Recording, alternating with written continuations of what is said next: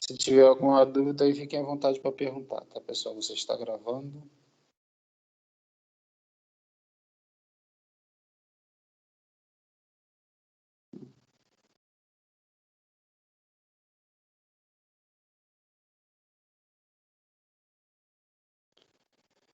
Então, pessoal, na aula de hoje a gente vai falar do finalzinho da transformada Z, tá?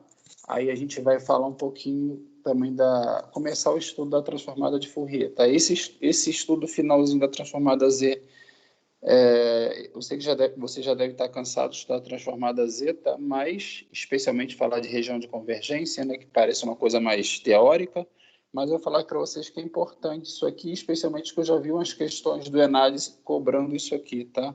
Então é importante, tipo assim, não tem como simplesmente eu não falar das propriedades finais da transformada Z, nem das condições de estabilidade, tá? Que eu vou falar hoje relacionadas à transformada Z, tá?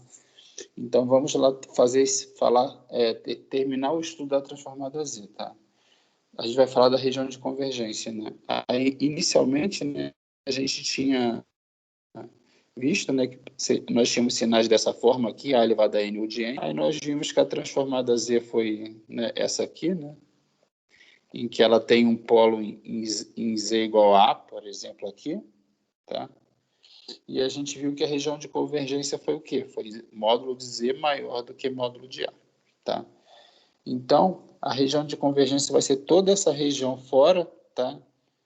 Desse anel, né? Desse disco de módulo A, tá? Então, o que a gente observou aqui? A gente observou que essa sequência aqui é uma sequência à direita, né? Então, o que é uma sequência à direita? Que a partir de determinada amostra, ela se torna diferente de zero. E antes de determinada amostra, ela é igual a zero, tá? Então, qual vai ser a conclusão que a gente vai generalizar disso? É que se uma sequência ela é à direita, então se uma sequência no domínio do tempo é à direita, então a região de convergência dela sempre vai ser desse tipo. Vai ser toda a região externa ao polo mais externo. Então, o polo mais externo aqui é Z igual a A, tá? E a região de convergência vai ser exatamente toda essa região externa ao polo mais externo, né, tá? E por quê? E vocês podem observar que faz sentido que a região de convergência não inclua nenhum polo, por quê? Porque se eu substituir aqui, ó, Z igual a A, eu vou ter o quê? Eu vou ter A dividido por zero, tá? Que exatamente diverge, tá? Então, eu espero que faça sentido para vocês dizer que a região de convergência não pode incluir nenhum polo, tá? Então, por isso que a região de convergência vai ser a região externa, tá? No caso de uma sequência direita, ao polo mais externo, tá? Então, nós temos um polo em Z igual a, então a região de convergência foi o quê? Foi a região de convergência é todo o valor de Z, em que o módulo de Z é maior do que o módulo de A, e você não inclui nenhum polo na sua região de convergência, tá? Aí nós vimos também no curso, né?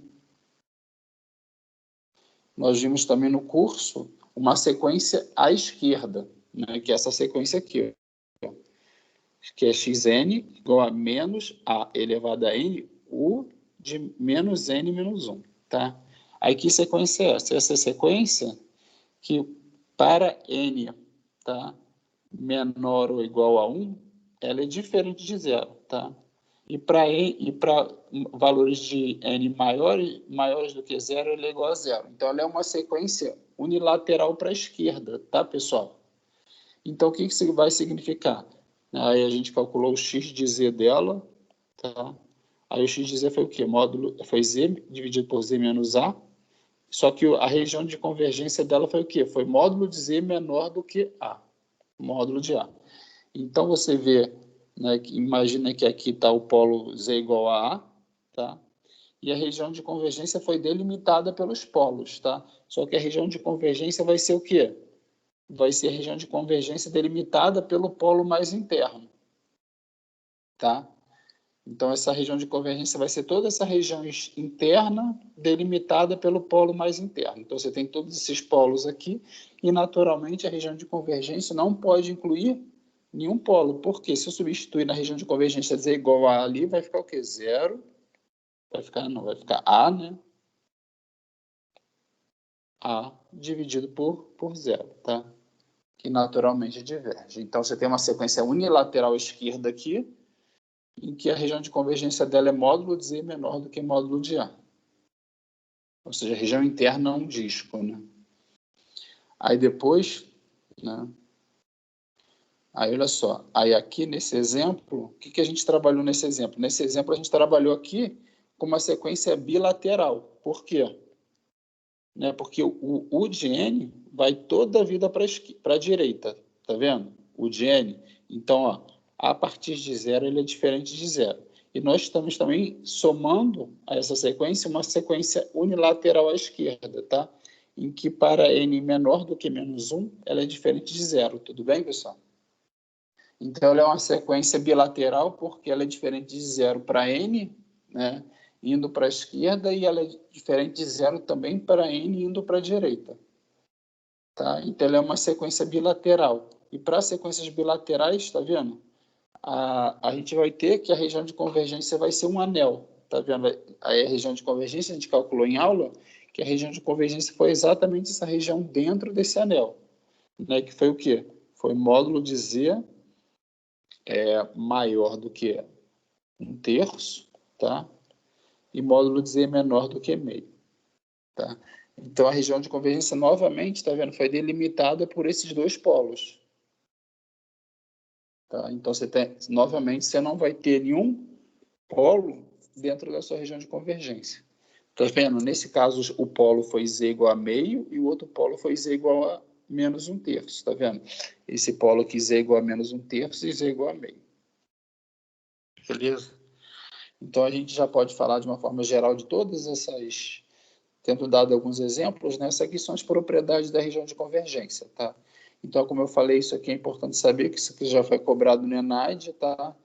Ó, a região de convergência é um anel, tá? Que é exatamente aquele caso que eu falei com vocês, da região de convergência ser um anel, né? Que é no caso da sequência ser bilateral, tá? Ou um disco, né? Aí pode ser a parte interna ao disco, tá? Ou a parte externa ao disco, tá? Ó, a região de convergência é o anel ou disco no pano complexo, tá? Aí, ó, isso aqui a gente já sabe também, ó, a transformada de Fourier de uma sequência só vai convergir se a região de convergência inclui o círculo unitário. Por quê? Porque para a transformada de Fourier, né, como a gente já viu, ela vai ser a transformada de Fourier, que é o x de E de j ômega, ela vai ser exatamente o quê? A transformada Z quando Z for igual a E de j ômega, tá, pessoal? Só que como o módulo de E de j ômega é 1, tá? Para que essa transformada de convergência, transformada Z exista, né? A transformada de Fourier exista, a transformada Z precisa convergir para quando Z possui módulo unitário. Por quê? Porque o E de j ômega possui módulo unitário. Então, para a transformada de Fourier existir, tá? A transformada Z, a região de convergência da transformada Z tem que incluir o círculo unitário, tá? Que o círculo unitário vai ser exatamente o quê? O círculo que tem módulo 1, né? Tá? A região de convergência, a 5 aqui, a região de convergência é uma região conectada. O que significa dizer isso? Significa que eu não posso ter uma região de convergência desse tipo aqui, tá vendo? A região de convergência, por exemplo, seria essa. Seria, por exemplo, eu não poderia ter essa região de convergência como sendo dentro desse anel aqui, tá? E fora desse anel mais externo. Por quê? Porque essas duas regiões de convergência não estão conectadas entre si. Então, de uma forma geral, a região de convergência é uma região conectada, tá? E outro detalhe, tá? Desse item 4, é que se uma sequência tem duração finita, né, que seria o caso, por exemplo, mais simples de todo, né? Imagina que eu tenho uma sequência de duração finita que é, sei lá, delta de n-1 mais 2 delta de n-2, tá? Então, é uma sequência que é assim, né? Para 1, a amostra 1 tem valor 1, e para a amostra 2 eu tenho valor 2, tá? Aí, se eu tirar a transformada Z, né? Como vai ficar minha transformada Z? Vai ficar Z menos 1 mais 2Z menos 2, tá? Então, nesse caso, né, meus polos vão estar todos o quê? Em Z igual a 0, tá vendo? Porque minha transformada Z pode ser escrita dessa forma. 2 dividido por Z ao quadrado, tá? Então, os polos aqui estão em Z igual a 0. Então, por isso, ó, se x de n é uma sequência de duração finita, então a região de convergência é todo o plano complexo, exceto, possivelmente, Z igual a 0, tá? Aí, por outro lado, se essa sequência fosse assim, ó, x de n igual a delta de n mais 1, 2 delta de n menos 2, aí a região de convergência, aí a transformada Z seria x de Z, que é igual a Z mais 1, mais 2Z elevado a 2Z elevado ao quadrado, né? Então, a região de convergência, nesse caso, não incluiria o zero, mas não incluiria Z igual a infinito. Alguma dúvida até aqui, pessoal? Não, tranquilo. Até agora não. Beleza, pessoal. Então, a gente vai fazer, continuando aqui, ó, é exatamente o que eu falei para vocês, mas de uma forma mais geral, ó. Se x de n é uma sequência à direita, ou seja, ela é igual a zero, tá vendo? Igual a zero quando o n for menor do que um nzinho, o n1, né? Então, ela é uma sequência à direita quando? Quando você tem o n1 aqui, e para qualquer nzinho menor do que n1, tá? Ela é igual a zero. Tá? Então, ela é uma sequência que só vai possuir o quê? Valores diferentes de zero para nzinho maior do que esse n1. Tá? Que foi o quê? Que é o caso do x de n, né? Que é igual a elevado a n vezes o de n, por exemplo. Aí a região de convergência vai se estender para fora do polo finito, tá vendo? Mais distante da origem. Que exatamente, né, nesse o caso em que a região de convergência foi o quê? Foi módulo de Z maior do que módulo de A. Né? Aí, por outro lado, se x de n é uma sequência à esquerda, né, então a sequência à esquerda é o quê? Ela vai, aí aqui, ó, ela vai ser igual a zero para qualquer n maior do que um nzão. Então, para qualquer n maior do que um nzão, ela vai ser igual a zero, e ela vai ser diferente de zero para qualquer nzinho menor do que esse nzão, tá? Aí como vai ser essa região de convergência? Ó? A região de convergência vai se estender para dentro a partir do polo finito mais próximo da origem, tá? Então, você vai ter, por exemplo, o polo finito mais próximo da origem, que é o Z igual a A, tá? A região de convergência vai se estender para dentro a partir do polo finito mais próximo da origem, tá vendo? Então, é só uma generalização, tá? Isso é válido para quantos polos, quaisquer quantidade de polos que você tiver. E o 8 fala exatamente do caso em que você tem uma sequência que é bilateral, ou seja, ela é tanto esquerda ou à direita, e nesse caso a região de convergência vai ser um anel no plano complexo, tá? Exatamente o que a gente tinha visto nesse exemplo aqui, ó. Tá lá atrás, né?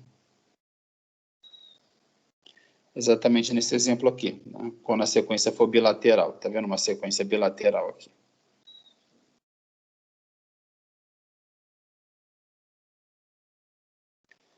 Aí agora a gente já falou das propriedades da região de convergência, e a gente vai falar, para terminar o assunto transformada Z, a gente vai falar da definição da estabilidade Bibo relacionada à transformada Z. Né? Vocês lembram qual era a condição para a estabilidade Bibo de um sistema linear invariante no tempo? Bibo é que se a entrada é limitada, a saída tem que ser limitada. Tá? Aí a condição para a estabilidade Bibo, tá, é que a resposta ao impulso do sistema tem que ser absolutamente somável. Tá? Então, é exatamente essa condição indicada na equação 54. Tá? Então, é isso aqui. Ó. Essa é a condição para que o sistema seja Bibo estável. Né? A resposta ao impulso do sistema tem que ser absolutamente somável. Tá? E é interessante que essa condição ela se relaciona exatamente com a transformada Z de um sistema. Tá? Então, eu espero que vocês lembrem que se eu tenho um número complexo, tá? Eu faço assim, ó, o módulo de A vezes B, isso aqui vai ser igual ao quê, pessoal? Isso aqui vai ser módulo de A, tá? Vezes o módulo de B. Tá? Então, olha só nessa equação 55, tá? Espera aí.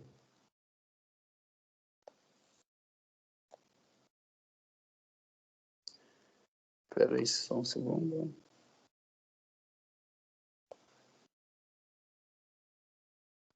Né? Então, nessa equação 55 aqui, deixa eu pegar uma folha em branco.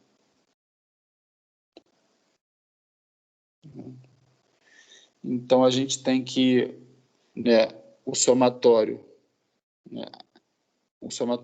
do módulo da resposta ao impulso do sistema, né, tem que ser menor do que infinito para que o sistema seja absolutamente somável, né?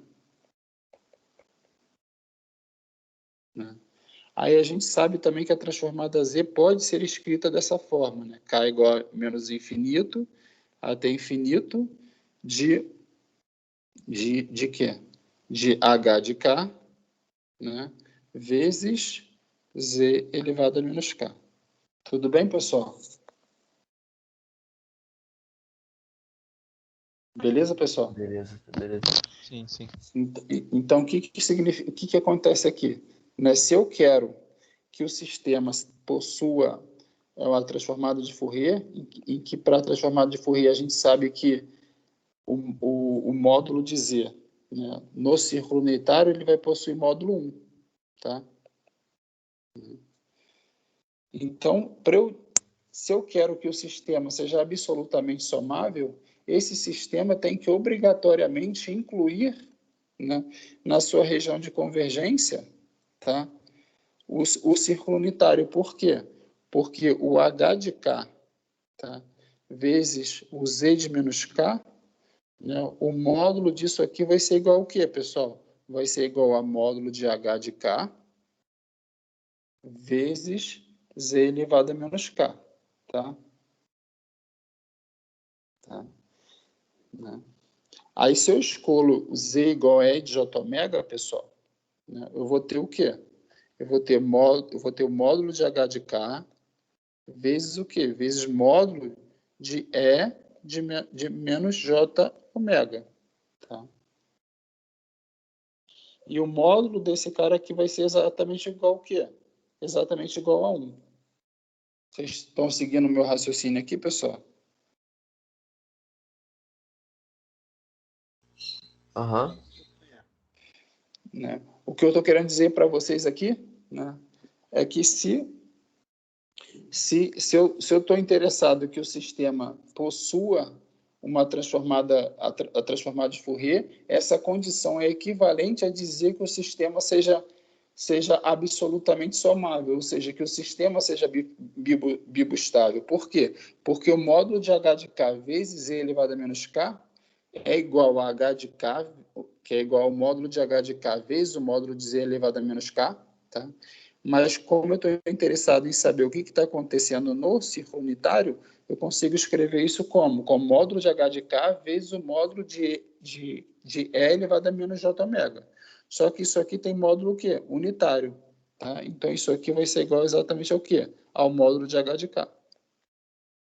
Tá? Espero que isso aqui seja tranquilo para vocês. Né?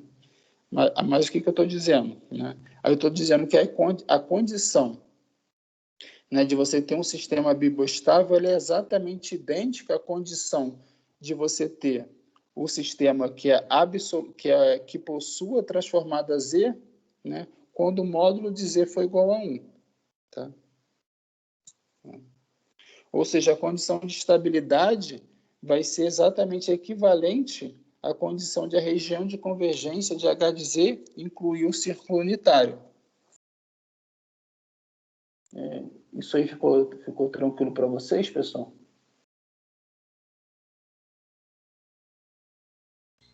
Tranquilo. Por quê, pessoal? Porque se eu estou interessado em saber que a região de convergência inclui o círculo unitário, o círculo unitário é exatamente a região em que eu tenho Z igual a E de J ômega, tá? Então, se eu tenho que meu Z é igual a E de J ômega, né, eu consigo escrever esse cara aqui como? Como módulo de H de K, tá? Vezes E de menos J ômega, né? Tá vendo? Só que o módulo de E de J ômega vai ser igual ao quê? Vai ser igual a 1. Então, esse cara praticamente desaparece. Aí se torna exatamente essa condição daqui de cima, tá vendo? Então, a condição de estabilidade é equivalente à região de convergência de H de Z, incluir o círculo unitário, tá? Então, a outra condição relacionada a essa estabilidade é a causalidade de um sistema linear invariante no tempo, tá? Só deixa eu apagar isso aqui.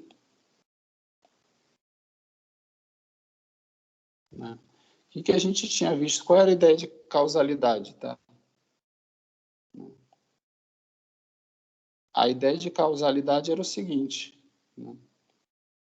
A ideia de causalidade era o seguinte: se eu tenho um sistema aqui, ó, imagine que eu tenho um sistema Y de N, tá, pessoal? E eu tenho uma entrada X de N. O que é causalidade, pessoal? A causalidade é que se eu estou interessado em saber, em calcular o Y de N0 de um sistema, ou seja, a saída do meu sistema na amostra N0, né? O que é causalidade? Causalidade vai dizer que o sistema é causal somente se, para eu calcular o valor da saída do meu sistema na amostra N0, eu só posso depender das amostras de entrada até N0. Tudo bem, pessoal? Então, o sistema é causal o quê? O sistema vai deixar de ser causal se para calcular y de n0 eu preciso saber o quê? Eu preciso saber o valor de x de n para n0 mais 1. Né? Então, por exemplo, esse sistema aqui, ó, não é causal. Beleza, pessoal? Beleza. Beleza? Então, relacionado a isso, né? A gente também chama, né? Se eu tenho uma resposta ao impulso né? Imagine que eu tenho aqui minha resposta ao impulso do sistema H de N, tá?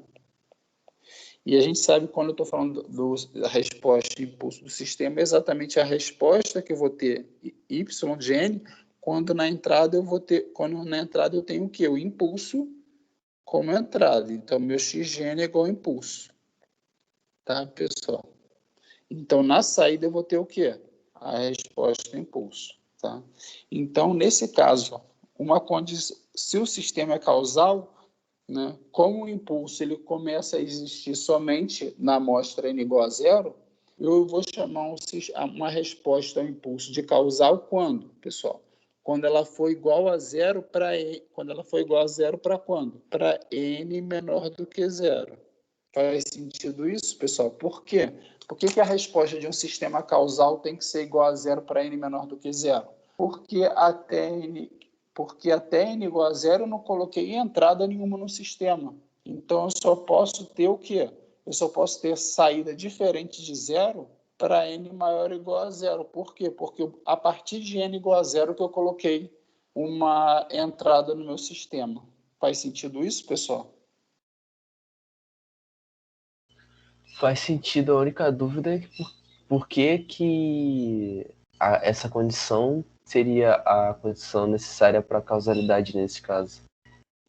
Não, é porque isso, na verdade, nem Essa é a nem a definição do definição. impulso só, né? Eu não entendi. Pode falar de novo aí, por favor. É só a definição do impulso? Eu não entendi qual que era essa parte. É porque, tipo assim, né? Que eu acho que, tipo assim, a causalidade, de uma forma geral, é definida assim, né? Se você está interessado em calcular a saída do seu sistema na amostra N0, né? Se o sistema é causal, você só pode depender de amostras da sua entrada que foram colocadas no sistema antes ou iguais a N0, entendeu? Aí, por que eu uso o impulso nisso, né? De uma forma geral, né? A gente sabe que o impulso ele só é colocado na entrada do sistema a partir da amostra n igual a zero, correto? Sim, Aí, sim. aí eu utilizo isso aqui para dizer que se o sistema possui, qualquer sistema de uma forma geral, vai possuir qualquer sequência, né, que possua somente valores, né, para n maiores iguais a zero, diferentes de zero, ou seja, ela é igual para n menor do que zero, e ela vai ser diferente de zero para n maior ou igual a zero, por exemplo, tá? Aí eu digo que essa sequência é causal por quê? Porque isso é uma definição, vê se você entende. Porque, tipo assim, porque aquela sequência poderia ser... Peraí, eu acho que parou de... Parou de compartilhar, parou. vou ter que voltar lá. Acho que agora voltou.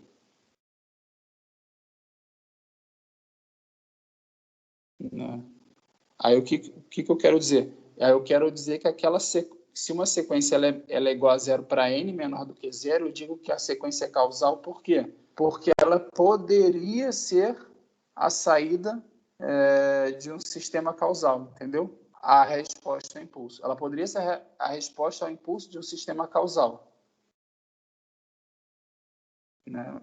Mesmo que naquele cenário específico eu nem esteja querendo pensar naquela sequência como sendo a resposta de um sistema, mas aquela sequência poderia ser a resposta a resposta a impulso de um sistema causal. Por outro lado, se eu tenho uma amostra, uma sequência qualquer, tá vendo? Se eu tenho uma sequência qualquer que ela, por exemplo, é diferente de zero para n igual a menos 1, por exemplo, né? Eu digo que ela não é causal por quê? Né? Porque ela não poderia ser a resposta ao impulso de um sistema causal.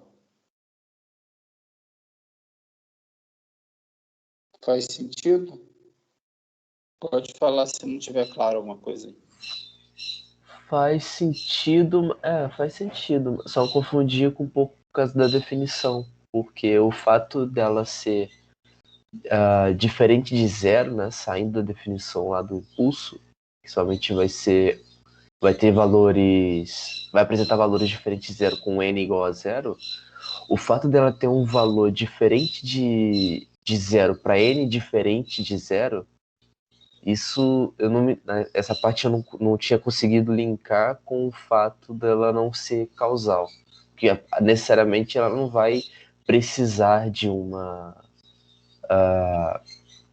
valores de até aquele n específico ali que ele é diferente de zero. Mas na ideia geral deu pra entender que a questão está linkada com o fato de ser uma resposta ao impulso. Porque é como se fosse assim, né? Tipo assim, de uma forma geral, né? A definição de causalidade ela é feita para qualquer n0, entendeu? Então, tipo assim, para qualquer n0 do seu sistema, você só precisa... o sistema é causal se para calcular a saída de qualquer n0, né? Você só precisa de amostras da entrada anteriores, entendeu? Essa aí é a definição de causalidade genérica e a única que existe para os nossos interesses, tá? Mas o que acontece aqui é que a gente quis fazer, tipo assim, uma análise, né, e digamos, uma particularização, tá?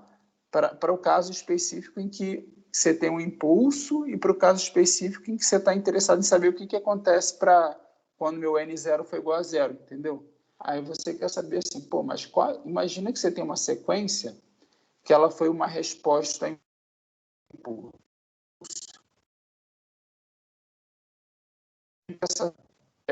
Que esse sistema tá.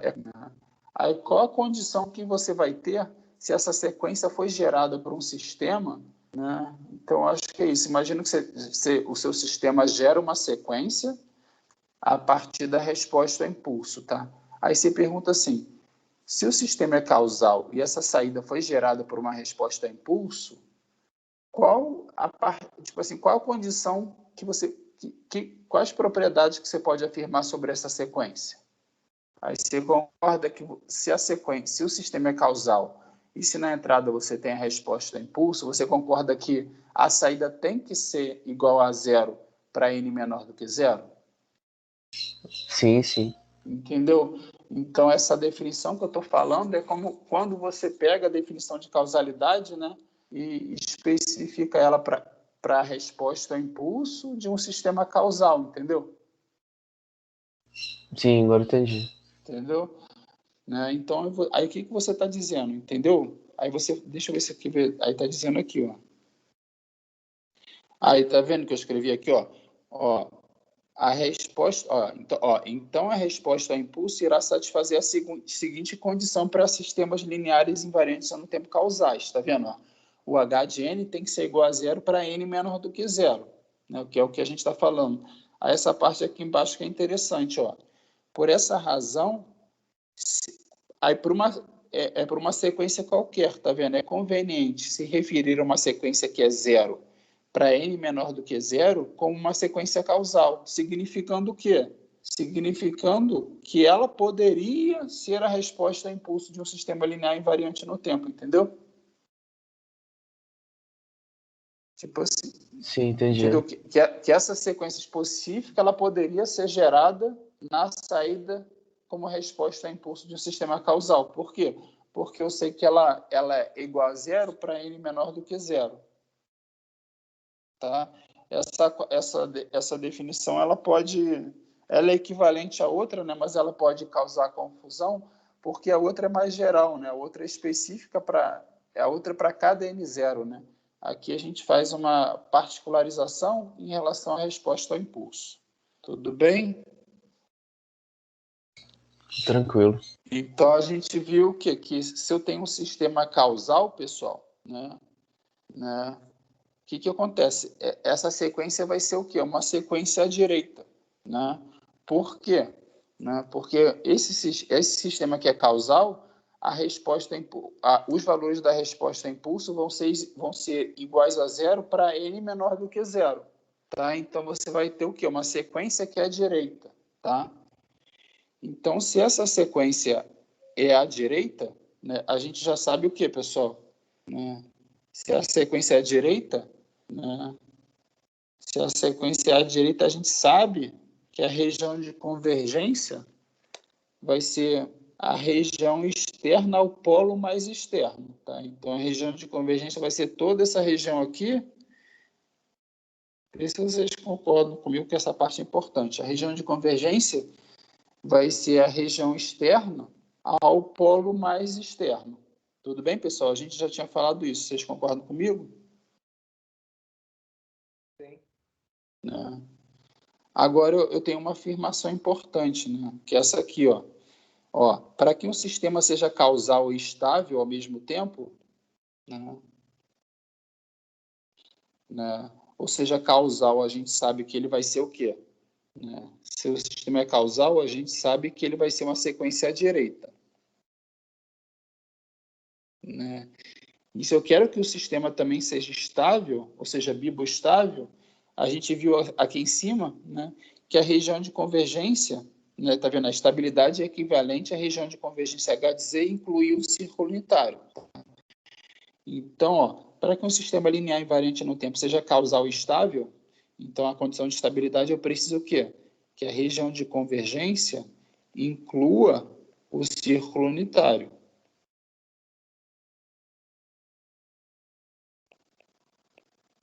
Né? A região de convergência do sistema deve ser externa ao polo mais distante da origem, isso a gente já sabe. E precisa incluir o círculo unitário. Né? Então, a região de convergência ela vai ser externa ao polo mais distante da origem e ela tem que incluir o círculo unitário para que o sistema seja estável. Aí, vê se vocês entendem essa última afirmação. Isso requer que todos os polos do sistema estejam dentro do círculo unitário. Alguém entendeu isso? Tá? Porque acontece, imagina que esse círculo unitário é o que eu desenhei aqui. Se você tiver um polo fora do círculo unitário, o que vai acontecer? A região de convergência tem que ser a região mais externa a todos os polos. Então, se você tem um polo fora do círculo unitário, a região de convergência vai ser essa região de convergência aqui, tá vendo? Externa ao polo mais distante do círculo unitário, ao polo mais externo. tá? Então, para a região de convergência, tá? Para o sistema, para a região de convergência incluir o círculo unitário, o que tem que acontecer, pessoal? Todos os polos devem estar dentro do círculo unitário. Por quê? Aí o que vai acontecer? Imagina que esse polo aqui, em verde, foi o polo mais externo, tá? O polo mais externo. Então, esse polo aqui, ó, ele que vai delimitar a minha região de convergência. Aí, minha região de convergência vai ser toda essa região delimitada por esse polo mais distante da origem, tá? Aí, naturalmente, o círculo unitário, que é esse disco que eu fiz em vermelho, ele vai estar na região de convergência. Mas para que o círculo unitário esteja dentro da região de convergência, eu preciso que todos os polos estejam dentro do círculo unitário, tá? Por quê? Eu preciso que os polos estejam dentro do círculo unitário na condição que meu sistema seja causal, tá? Aí quando eu digo que meu sistema é causal, qual a restrição que eu coloco no meu sistema, pessoal? Eu coloco que a sequência é unilateral à direita, né? E eu peço também que o sistema seja o quê? Seja estável. E qual a condição, qual a restrição que o sistema ser estável coloca no meu sistema? Que a região de convergência tem que incluir o círculo unitário, tá? Então, para que o sistema seja estável e causal, ou seja, unilateral à direita, todos os polos precisam estar dentro do círculo unitário. Alguma dúvida? Vocês concordam com isso aqui, pessoal?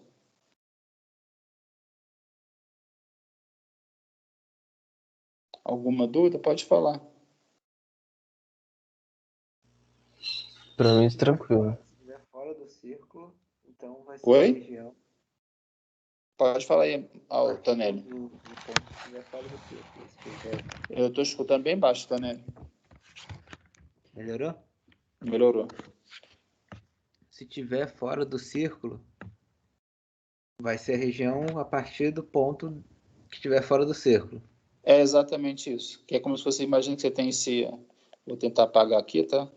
Mas se estiver dentro do círculo. Então, aí tem que estar... Tipo assim, a gente já tinha visto pelas propriedades da região de convergência. Não, então, não ficou muito claro por que você pintou os outros de azul e um de verde.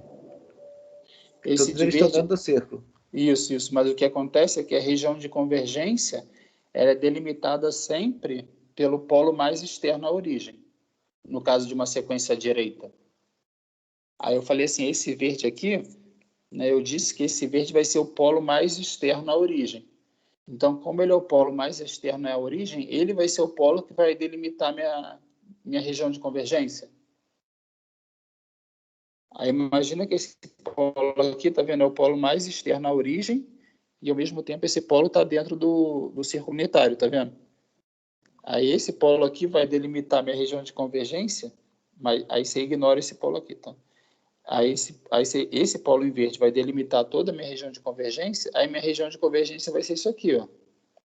Ou seja, minha região de convergência está incluindo o círculo unitário, que é essa região em amarelo. Tá? Aí você desconsidera isso aqui também. Tá? Aí você vê que, nesse caso, como todos os polos estão dentro da região do círculo unitário, a região de convergência inclui o círculo unitário. Como a região de convergência inclui o círculo unitário, meu sistema é o quê? Meu sistema é estável. Entendi. Entendeu? Aí, vamos só para ver o que acontece, né? Aí, por exemplo, essa região em amarelo é meu círculo unitário. Por outro lado, se eu tiver um polo fora do círculo unitário, né, e a gente já viu que a região de convergência vai ser delimitada, né, pelo polo mais externo à origem. Então, esse aqui que vai ser o polo mais externo à origem. Aí a minha região de convergência vai ser o quê? Essa região aqui fora ao polo mais externo, tá vendo? Aí o círculo unitário, que é esse disco que eu desenhei em vermelho, não vai estar incluído na região de convergência. Então, para que o sistema seja estável, pessoal, e causal, né, todos os polos devem estar dentro do círculo unitário. Tudo bem, pessoal?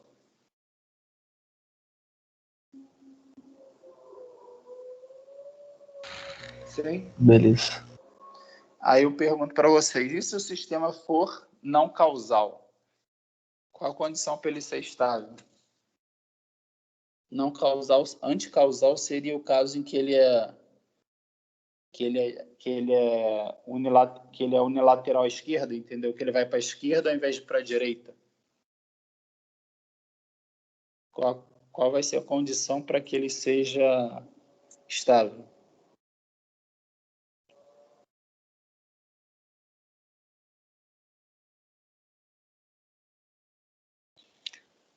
Porque se ele é unilateral à direita, né, aí muda tudo, né, pessoal? Aí, olha só. Se ele é unilateral à direita, esse aqui é o círculo unitário de módulo 1, né? Se ele é unilateral à esquerda, então, se ele é anticausal, ele é uma sequência à esquerda, né, pessoal? Então, isso significa que a região de convergência, né, vai ser o quê? A região de convergência vai ser né, o disco, que é o quê? Que é interno, né? Vai ser o disco delimitado pelo polo mais próximo da origem. Vocês lembram disso, pessoal? Aqui, ó. Se x, no 7 aqui, pessoal, se x de n é uma sequência à esquerda, tá vendo? Isto é uma sequência que é igual a zero, né? Isso é a definição, né? De sequência à esquerda. A região de convergência se estende para dentro a partir do polo finito mais próximo da origem, tá vendo? Então, se eu tenho uma sequência aqui à esquerda, né, o que vai acontecer? A minha região de convergência vai ser delimitada pelo polo mais próximo da origem. Esse aqui é o polo mais próximo da origem, tá? Aí minha região de convergência vai ser o quê?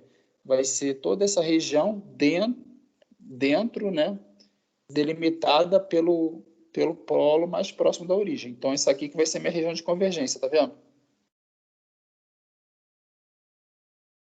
Beleza? Tudo bem, pessoal? Beleza. Aí, qual vai ser a condição, pessoal, para que... Aí você vê que, nesse caso, né, minha sequência é estável, tá vendo? Nesse caso, por quê? Porque eu estou incluindo na região de convergência o círculo unitário.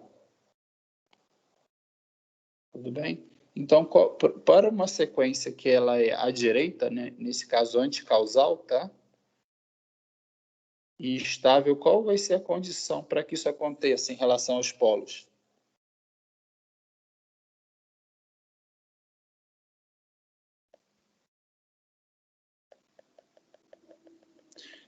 Vocês concordam que todos os polos têm que estar fora da origem? Porque, olha só, se eu tiver um polo aqui fora da origem, todos os polos têm que estar fora do círculo unitário. Porque, ó, se eu tiver um polo dentro do círculo unitário, o que vai acontecer? A minha região de convergência vai ser delimitada pelo polo mais próximo da origem. Essa aqui que vai ser minha região de convergência, tá?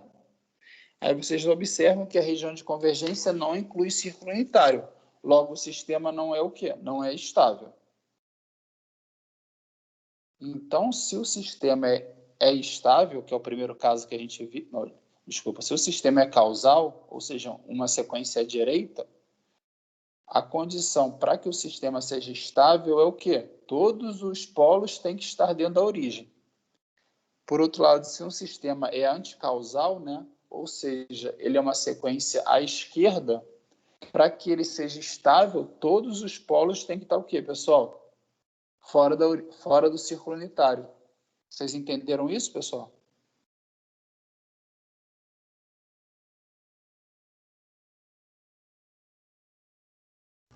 Sim, sim. Entendeu isso aí, Tonelli? Entendi. Sim, entendi. Entendeu, Matheus?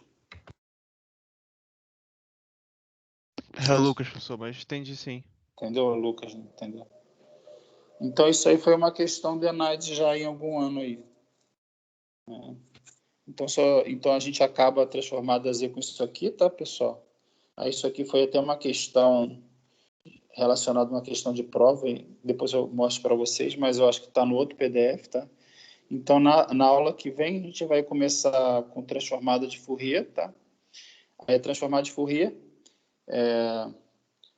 né? A transformada de Fourier é essa aqui, tá vendo? Que eu vou pintar de verde aqui, né? Então, no caso contínuo, que vocês viram no curso de sinais e sistemas, né? Você tinha um x de t, que era um sinal contínuo, né? Você calculava o quê? O x de j omega. Então, no caso, no curso de sinais e sistemas, vocês tinham duas complicações, né? Que o x de t era contínuo, né? O sinal no domínio do tempo era contínuo e a frequência também era contínua. Então, você não podia fazer nada no computador, né? Por outro lado, no curso de DSP, né, a transformada de Fourier no domínio discreto, tá vendo? No domínio do tempo, ela é discreta. Então, a gente já pode trabalhar um pouco no computador.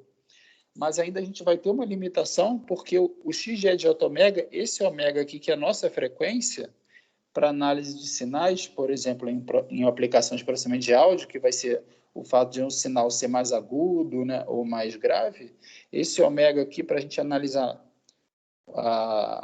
as componentes de frequência de um sinal, esse ômega vai ser o que também?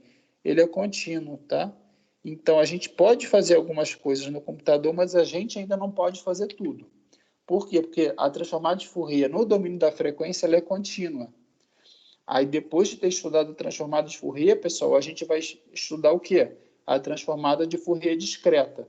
Porque aí a transformada de Fourier discreta ela é discreta no tempo e na frequência, tá? Então, a gente começa assim, a gente começa estudando x, a gente tem nosso x de n, aí a gente vai tirar a transformada de Fourier, né? Aí a gente vai obter o x de E de j omega, né? Só que a gente ainda vai estar insatisfeito que nosso ômega vai ser contínuo. Aí, o problema de o x de j omega ser contínuo é que a gente não vai conseguir utilizar essa transformada de Fourier de forma completa no computador, né? Aí, o que a gente vai fazer? Aí, a gente vai obter, a partir da transformada de Fourier, a DFT, em que na DFT, nossa frequência vai ser discreta, tá, pessoal? Né? Aí por que é um problema a frequência ser contínua, pessoal? Um problema para a frequência ser contínua é esse, né? Porque a gente, né? Então, ó, se eu quero calcular a convolução entre dois sinais, né? Eu posso calcular no domínio do tempo, só que vocês já devem saber, né? Que eu posso calcular essa convolução como, pessoal? Eu poderia calcular essa convolução tirando a transformada de Fourier de x de n, correto, pessoal? Aí eu vou obter o quê? X de j omega. Aí eu vou calcular a convolução do h de n, né? Que é o quê? Que vai ser o h de E de j omega. Tudo bem, pessoal? Aí eu vou fazer o quê? Eu vou fazer a multiplicação das duas transformadas de Fourier. Aí eu vou obter o meu sinal no domínio da frequência, que é o y de E de j omega. Então, eu estou fazendo a convolução no domínio da frequência a partir da multiplicação das duas transformadas de Fourier. Aí, como eu vou obter meu y de n aqui, pessoal? Eu vou obter meu y de n a partir, fazendo o quê? Fazendo a transformada de Fourier inversa do y de E de j omega, tá, pessoal? Vocês entenderam esse fluxo aqui, pessoal?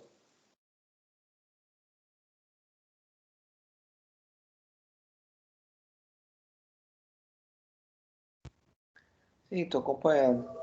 Aí o que é interessante aqui, né, que eu estou falando com vocês, que apesar disso tudo funcionar, esse ômega aqui, tá vendo? Esse ômega, ele é contínuo. Então, eu ainda não consigo fazer esse produto no computador, entendeu?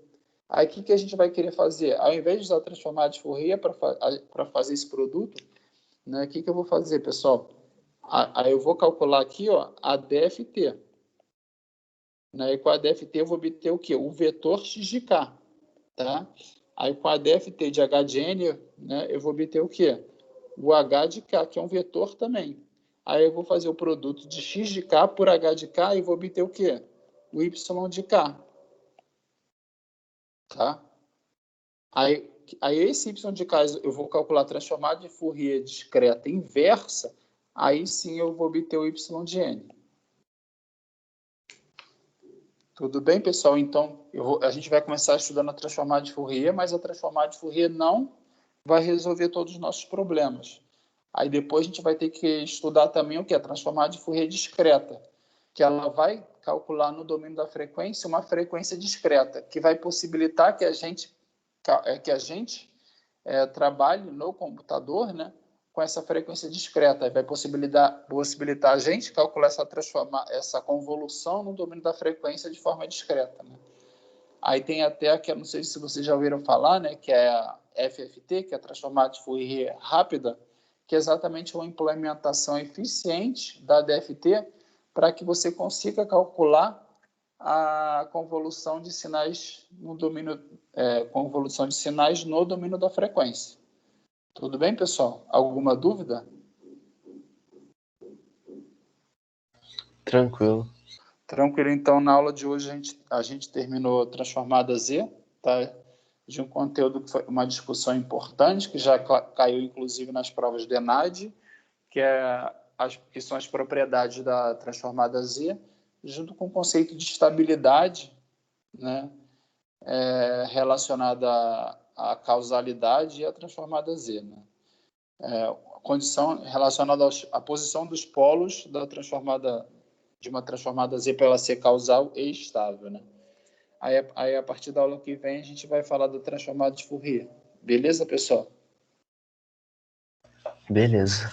Beleza, pessoal. Então, até semana que vem. Valeu, tchau. Até semana que vem, Valeu, gente. Tchau, pessoal. tchau. Até. Tchau. Bom dia.